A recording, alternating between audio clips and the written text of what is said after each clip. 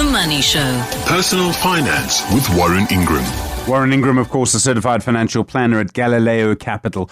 I don't know if you have children. Maybe you've been through having children. Maybe you don't have children. You think it's never going to happen. Take it from me. You can find yourself looking after younger people just because that's just what life is like. Maybe a little bit more so, say, in this part of the world than some other parts of the world because the need is so great. But you are likely at some point to find yourself looking after someone who is younger than you. And Warren is focusing tonight on the best financial decisions. Warren, there's no way about it. The most important and the most expensive thing you'll ever have are children. 100%, Stephen, and I think the cost is both financial and emotional.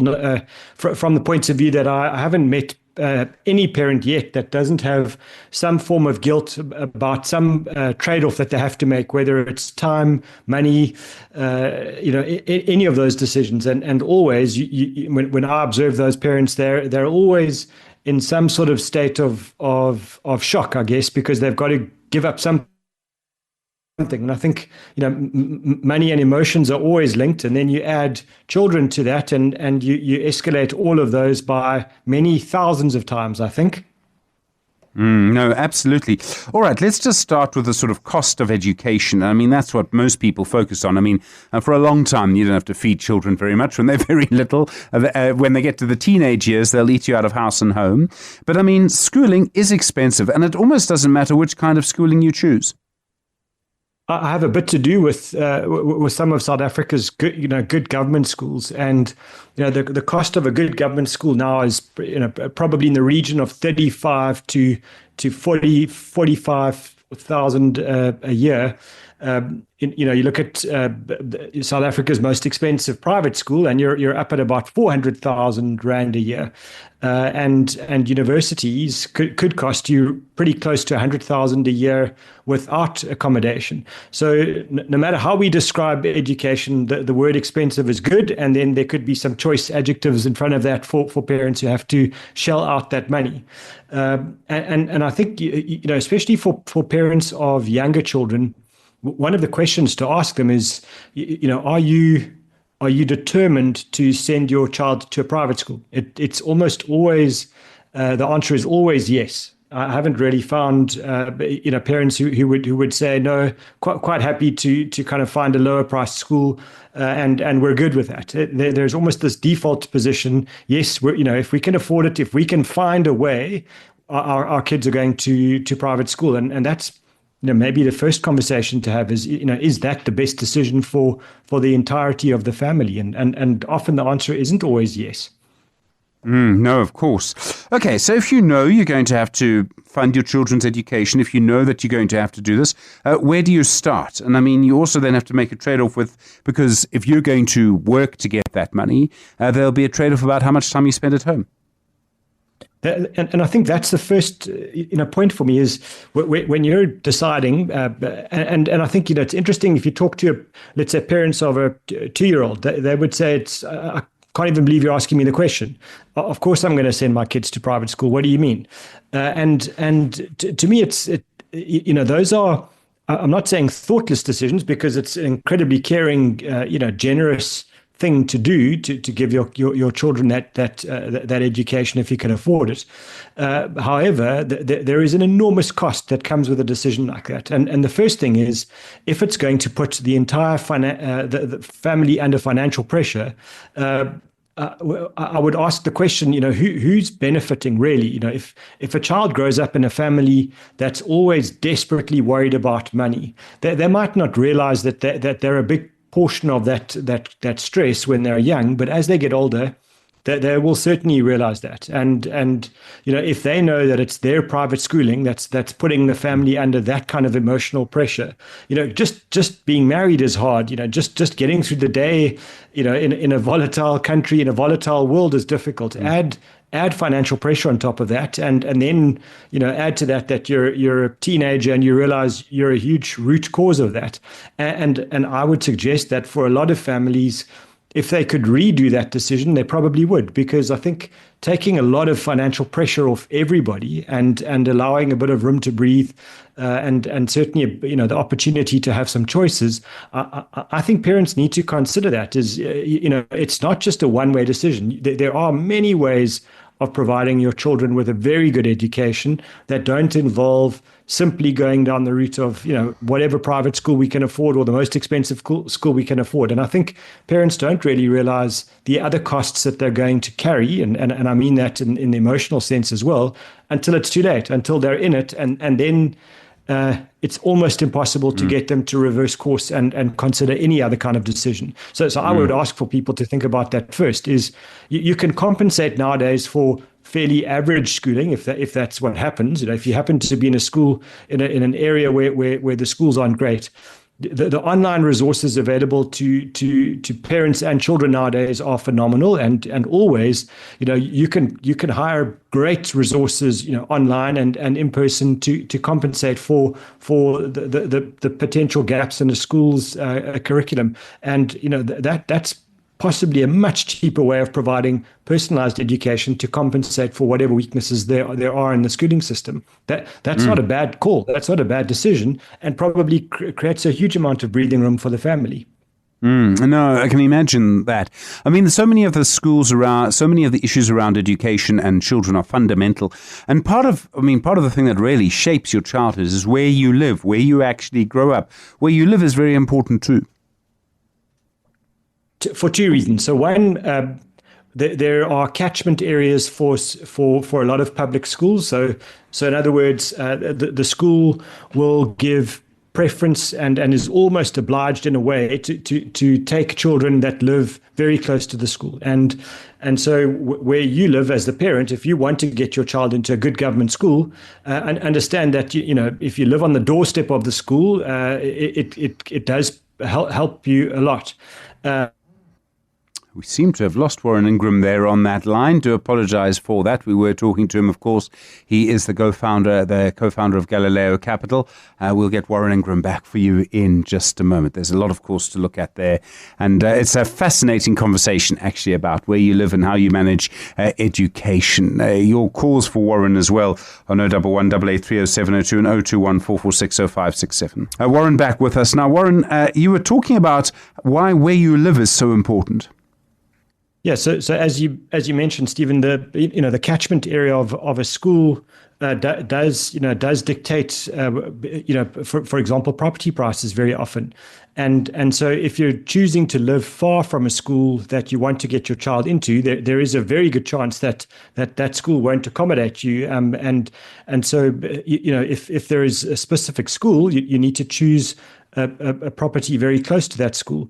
And if property prices in that area are incredibly high, it means you need to make a very conscious decision to say, either we're going to try and stay in a bigger home, and that might be out of the budget, or we're going to make a change again. We're going to choose a small home very close to the school and make sure that that we trade off financially in that way. We don't put the family under huge pressure by trying to provide a big property. We'll use public spaces where we can for school fields and sports fields and getting out, and for the rest we'll make do with what we've got.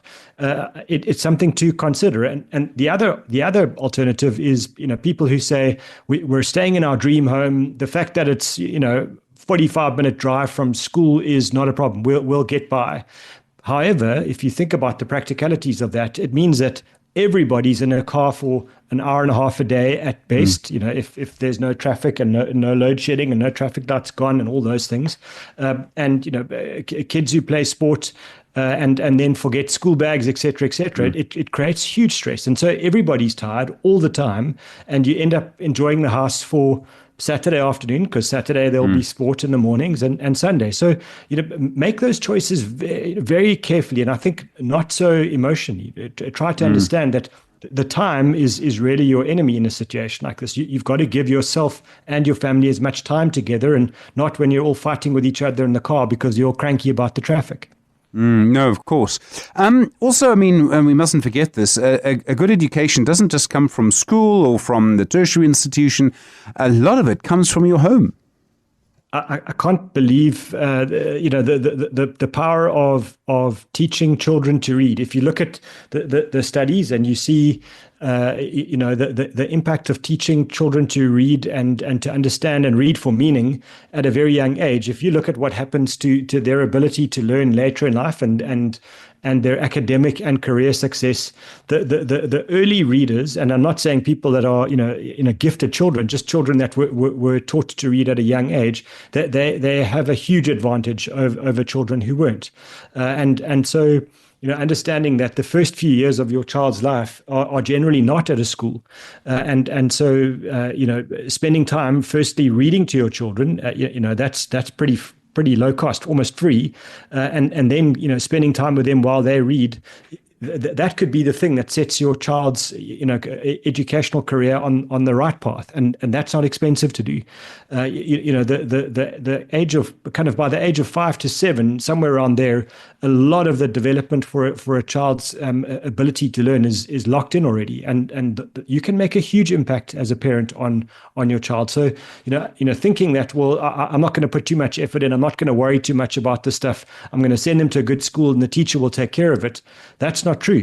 There are many kids that have come through terrible schooling systems that have done phenomenally well, and many kids that have been given the best schooling ever that have made no success of their lives in any aspect. So understanding you have a huge role to play in giving your child the educational leg up, and don't think that a school is the difference. That it's not. It's actually the parents that make a huge difference in the situation. There's a question that comes from Megan talking about a little bit about this, and she says, "Hi, I'm getting divorced. My husband wants to give me the house so I can raise the children. He wants to keep our investments, which are the same value as the house. I don't earn a big salary because I work half days, so I can look after the children in the afternoon. Is it a good idea to take the house?" So as I understand this, he wants to keep the investments. He says they're the same value of the house, and she would get the house, but she's only working half days. Warren, is that a little bit difficult? A little bit dangerous, maybe? Yeah, and I can't tell you how often a situation like this repeats itself.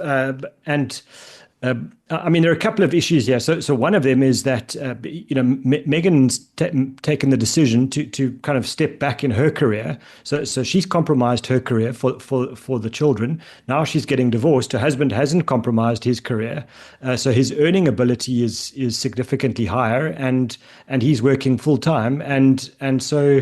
Taking the house might sound like a good idea because you're giving your children stability. However, what you're also doing is taking on the burden of maintaining a property, and it's expensive to maintain a larger house. And if you're only doing that on a salary that that's generated from a half-day job, I don't think that's a good deal at all. I mean, if I were in Megan's situation, I would actually flip it on its head and say, I'll take the portfolio and I'll go and rent myself a small house that's just big enough for myself and the kids, and you can keep the big house, thank you very much, and I'll keep adding to the investments. You can't live off a house, you can't eat a house. So having investments that can pay you an income stream is much more valuable to someone who's got a compromised salary than a big house, which is going to cost you a lot in terms of rates, taxes, and then maintenance, etc. So I think a lot of the time, people in a position like this get trapped by the allure of a house, and it's a very expensive thing to sell a house, especially if you haven't had the money to maintain it after a few years. I mean, and also, you've got to be very aware if an offer looks very tempting, you've got to actually, particularly, I'm afraid to say, in the context of a separation or a divorce, you've actually got to be quite cynical about it. You've got to have someone really look at it very closely. And maybe just to jump to the pre-marriage contracts that people sign, one of the things I'd be saying is before we get married, we're going to have a conversation about whose career takes a back seat when we decide to have children. If we decide to have children and we kind of deciding that the wife, for example, is going to take a back seat, then if we get divorced, my feeling is that the wife should be entitled to 60 or 65% of the marital assets on divorce because her career is compromised. No matter what, she's compromised. Even if she gets back into the workspace later, she's had a few years of either half day or no work, and that will work. That will count count against her, unfortunately, in a society like ours. So I think, just be careful going into the contract, that you sign it carefully. And if you're at the stage now where you're in divorce, don't accept the offer of 50-50, because your earning ability is going to be compromised for a long time. And so I think, divorce courts should be rewarding the partner, the parent who's taken the back seat to look after the children, and the other parent can make it up in work, because that's the privilege they've got now, is they've got the earning ability. Yeah, it's so interesting. And saving for education, I mean, I presume this is something you want to do in stages. You want to do it very carefully. So if you've got very young children, the truth is that you've got very few years before their junior school or their preschooling costs will start. And so I think, what you should be saving for potentially is their high school and university costs. Because, if you've got a child that's 2 years old, let's say, that means, you've probably got around 10 or 11 years to save before high school fees kick in. And then a bit longer, another 5 years, hopefully only 5 years, and until university starts. And that's a long time, which means you can set aside money and put it into, either a general equity unit trust or an exchange traded fund that invests in the stock market, to give yourself the best chance of letting that capital grow as much as possible before you need it. And generally, high school and university will be a bit more expensive than the preschool and junior school. I'm not saying that's always the case. Some preschools are really expensive, but those are costs you should probably try and carry from your salary, and then set aside the capital and let it grow, which hopefully means that over a decade of savings, you don't have to, if it's going to cost you, let's say it's 100,000 rand for university every year, you don't have to have saved 100,000. You could, have hopefully saved 20 or 30,000 and let the capital grow. So the cash flow impact on you is a bit less by starting earlier. And I think, don't worry too much about the early stages. Do what you can afford, and then let the capital accumulate so that you can give your child the best education that you can afford with the capital you've raised. I mean, so much about this is all about planning. And the one thing that you do know about children is you kind of know when you're going to need the money. So actually, you should be able to do it quite carefully. And I think nowadays it's, we all know education's expensive. We all know parents are under financial pressure. So when your children are young, one of the things to do is start a school fund and tell your friends and family who want to give you gifts, why don't you contribute to their school fund? Everybody wants to feel part of raising children and contributing to their educational success. So it's not something that would be strange to ask people to do that instead of buying a gift, which is, going to be thrown away or given away in 6 months or a year. And to me, that the gifts are so expensive nowadays that giving education and allowing that capital to grow is such a phenomenal present to give, and it doesn't matter what the amount is. Anything that helps the parents contribute to their savings, to me, is a mighty gift for everyone concerned. Warren Ingram, thank you so much. Really appreciate it. A certified financial planner and, of course, co-founder of Galileo Capital. You might want to get the podcast of this, send it to people who you think might need it. The price, the cost, the way to invest to bring up children.